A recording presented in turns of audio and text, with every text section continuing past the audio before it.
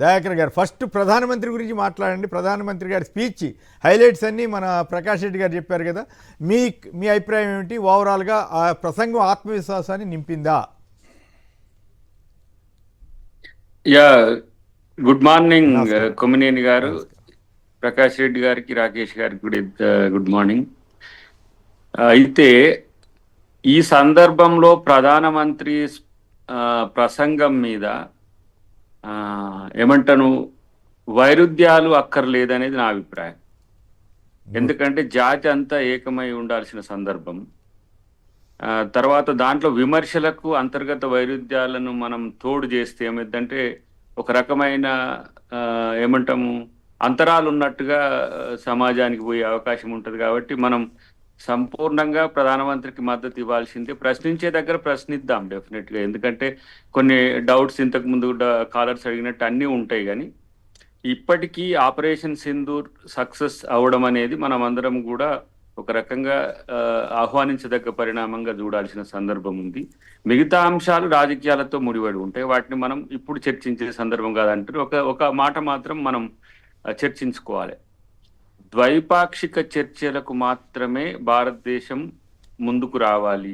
రెండవది, మధ్యవర్తిత్వానికి కారణం ఏంటి అనే దాని విషయంలో ట్రంప్ ఒక మాట వచ్చింది, బయటికి ఒకటి వస్తున్నది. ఏంటంటే అణు యుద్ధానికి సంబంధించిన చర్చ తెరలేపడం వల్ల ఇమ్మీడియట్ గా మనం సీజ్ ఫైర్ కి పోయినామని చెప్పి ఒక చర్చ వస్తున్నది. అటువైపు నుంచేమో మేము సీజ్ ఫైర్ కి మేము ఆఫర్ చేయలేదు అని అక్కడ డీజీఎంఓ చెప్తున్న పరిస్థితిలో వాళ్ళు కన్ఫ్యూజన్ క్రియేట్ చేస్తున్నారు.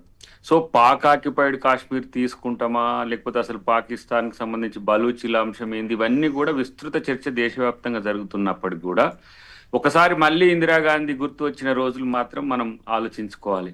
డెఫినెట్ గా ఈ పెహల్గాంలో దాడి చేసిన వాళ్ళ విషయంలో వాళ్ళను ఉరి తీసేంత వరకు కూడా ఆపరేషన్ సింధూర్ అంటే ఆ సింధూరం పోగొట్టిన వాళ్ళ విషయంలో మనం స్పష్టత పెంచుకోవాల్సిన అవసరం ఉంది. అది భారత ప్రభుత్వం చేయాల్సిన సందర్భం కూడా ఉంటుందని. ఎందుకంటే వాళ్ళ యొక్క త్యాగం వల్లనే ఇప్పుడు మనం అవసరమైతే యుద్ధానికైనా మనం నిర్ణయం తీసుకోవాలని ఆలోచిస్తున్న క్రమం. కాబట్టి ప్రధానమంత్రి గారు కానీ భారత ప్రభుత్వం కానీ అటువైపుగా ఉండాలి.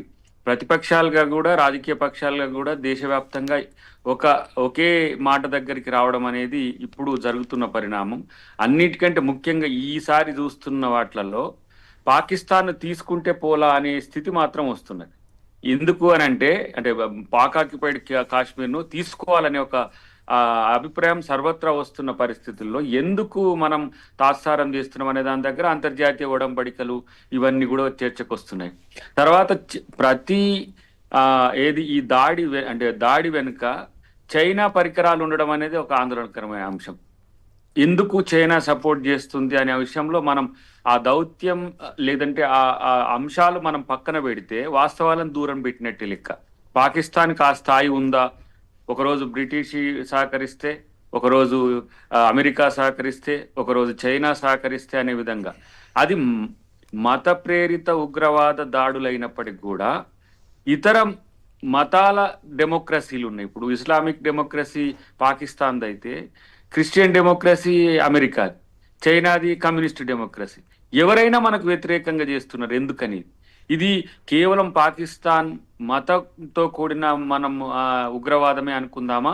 మనల్ని ఆర్థికంగా, సామాజికంగా, రాజకీయంగా అణచివేయాలని చూస్తున్న ఇతర శత్రు దేశాలు లేదంటే వైరుధ్యాలున్న దేశాల యొక్క కుట్ర కూడా దీంట్లో ఇమిడి ఉందా అనే కోణం నుంచి దౌత్యాన్ని మనం నేర్పకపోతే సగం మాత్రమే చర్చ పాకిస్తాన్తోనే అని చెప్పడం, పాకిస్తాన్తోని మాత్రమే అని మనం మిన్నకుండడం వల్ల ఏమైందంటే శత్రువు మరింత బలపడుతున్నాడు. మన చుట్టూన్న మిత్ర దేశాలన్నిటి కూడా శత్రువులుగా మార్చిండు వాడు. చుట్టూ ఉన్న 6-7 దేశాలు మీరు గమనిస్తే మనకు తల నుంచి కాళ్ళ వరకు ఉన్న ప్రతి దేశం, మనం సహకరించిన దేశాలు, మనం స్వాతంత్రం ఇచ్చిన దేశాలు కూడా ఒక రకంగా చెప్పాలంటే ఇందిరాగాంధీ గారు బంగ్లాదేశ్ ఏర్పాటుకు ప్రత్యక్షంగా వారు సహకరించిండ్రు. బంగ్లాదేశ్ని కూడా మనకు వ్యతిరేకం చేసే స్థితికి వచ్చిండ్రంటే ఈ దౌత్య నీతిలో మనం మరింత అడ్వాన్స్ కావాల్సిన అవసరం ఉంది. ఆ ఫారిన్ పాలసీ విషయంలో ఇప్పటికైనా ఒక రిడ్రెసల్ మోడల్ కనుక మనం తీసుకోకపోతే ఏంటంటే రకరకాల సమస్యలు మనల్ని వేధించే పరిస్థితి వస్తుంది.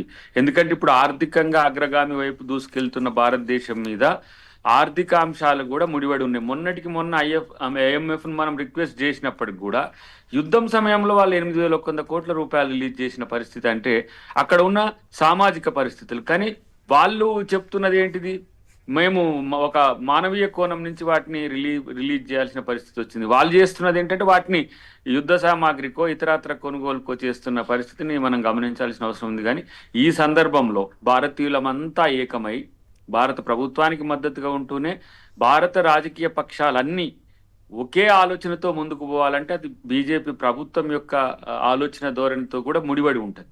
కాబట్టి మేమే అనే దానికంటే మనము అనే ఒక స్థితిని మనం తీసుకురావాల్సిన సందర్భం ఉంది. నిన్న వారికి అనుకూలంగా ఉండే సుబ్రహ్మణ్య స్వామి గారే పహల్గాం గురించి లేవనెత్తిండ్రు. సరే, అది విమర్శ కావచ్చు, ఒక సందర్భంలో స్పీచ్లో అన్ని కవర్ కాలేకపోవచ్చు కూడా. అయినంత మాత్రాన దాని విషయంలో మనం ఏదో వదిలేస్తున్నాం అనే స్థితిని కూడా అనుకోవడం అనేది అది ఒక రకంగా మళ్ళీ డిసెంట్ నోట్ అవుతుంది. కాబట్టి అలాంటి పోకుండా ఉండాల్సిన అవసరం ఉంది. సో అంటే ఓవరాల్ గా మోడీ గారి ప్రసంగం మీకు బాగానే నచ్చినట్లు అనుకోవచ్చా?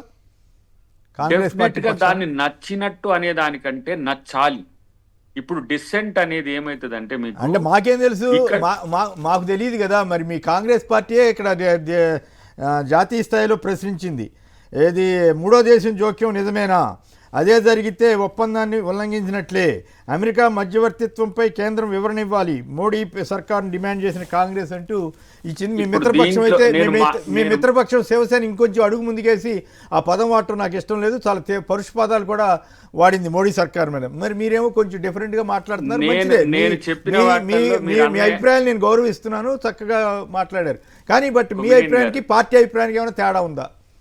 నేను ఇప్పుడు మీరు చెప్పిన వాటిల్లో ప్రతి ఒక్కటి దాన్ని ట్రేస్ చేసిన, మా పార్టీ ఏదైతే ఇప్పుడు ప్రశ్న రూపంలో వచ్చిందో దాన్ని నేను ప్రతి ఒక్క దాన్ని నేను ట్రేస్ చేసిన. మీరు నా ఈ 4-5 నిమిషాల నా యొక్క ఏమంటాము మీకు వివరణ ఇచ్చే క్రమంలో, ఎందుకంటే ప్రశ్నతో కూడిన ప్రజాస్వామ్యత వాతావరణం మాత్రమే ఉండాలి తప్పితే విమర్శించే స్థితిగా లేదు మా పార్టీ విధానం కూడా.